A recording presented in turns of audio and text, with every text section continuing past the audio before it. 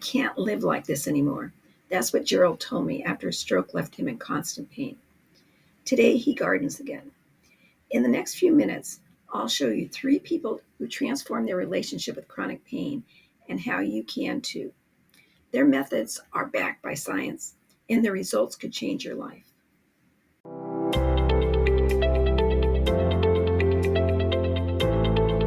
Greetings.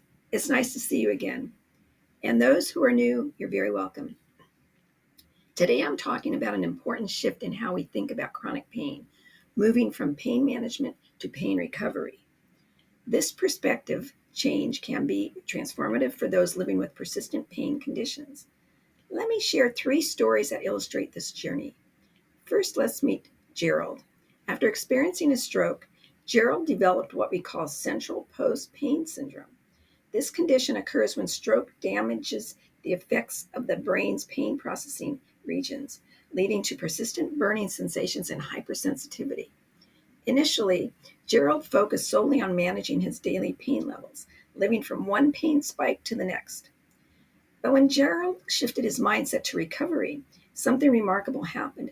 Instead of asking, "How can I reduce this pain?" he began asking, "How can I rebuild my life despite this pain?" This subtle but powerful change transformed his approach. He began with mirror therapy, where using a mirror to watch his unaffected side move helped retrain his brain's pain signals. He joined a stroke survivors group for emotional support and practical tips. Most importantly, he worked with his physical therapist to break down his favorite activities, like gardening, into manageable steps.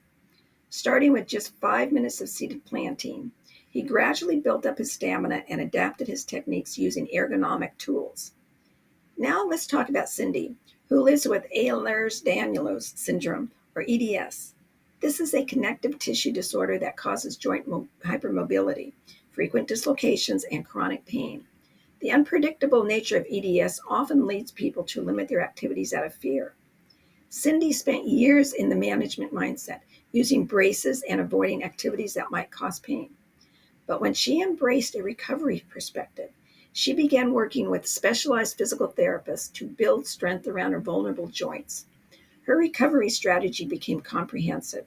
She worked with an occupational therapist to identify her most vulnerable joints and learn specific strengthening exercises for each one. She incorporated low-impact activities like water therapy and recumbent cycling to build strength without overstressing her joints. Mindfulness practices helped her distinguish between harmful and safe movements. She still experiences dislocations, but she's developed both physical and mental resilience. Using a pain diary helped her identify patterns and triggers, allowing her to plan activities during her better hours. Her focus shifted from preventing all pain to building a fuller life alongside her condition, using tools like kinesiology tape and ergonomic adaptations when needed. Finally, let's talk about Essie, who developed post-arthroplasty pain syndrome after knee replacement surgery. This condition, where pain persists beyond the normal healing period, affects about 20% of knee replacement patients. Essie initially felt betrayed by her body, wondering why the surgery that was supposed to help had left her in continued pain.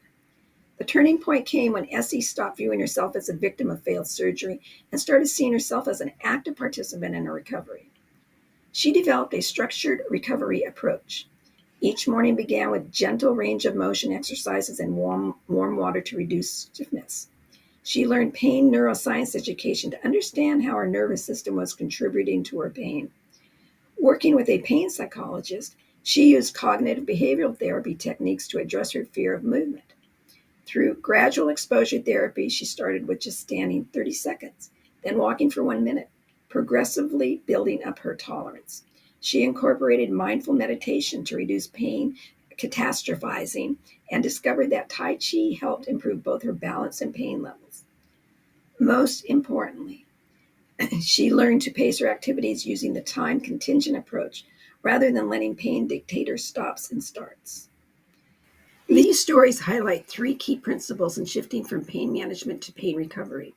Number 1, recovery doesn't always mean eliminating pain. It means building a meaningful life alongside it.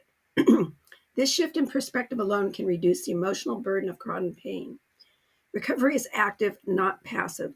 Instead of waiting for pain to decrease before living life, we learn to live life while working through the pain. This often leads to natural pain reduction as our nervous system adapts. And 3, recovery is individual. What works for Gerald may not work for Cindy or Essie. The common thread is the mindset, moving from victim to advocate, from passive to active, from survivor to thriving. If you're watching this and living with chronic pain, I invite you to consider, what would it look like to shift from managing your pain to recovering your life? The journey isn't always linear, and that's okay. What matters is taking that first step towards viewing yourself not as a pain patient, but as a person actively engaged in recovery. Thank you for listening. Remember, while pain may be part of your story, it doesn't have to be the whole story.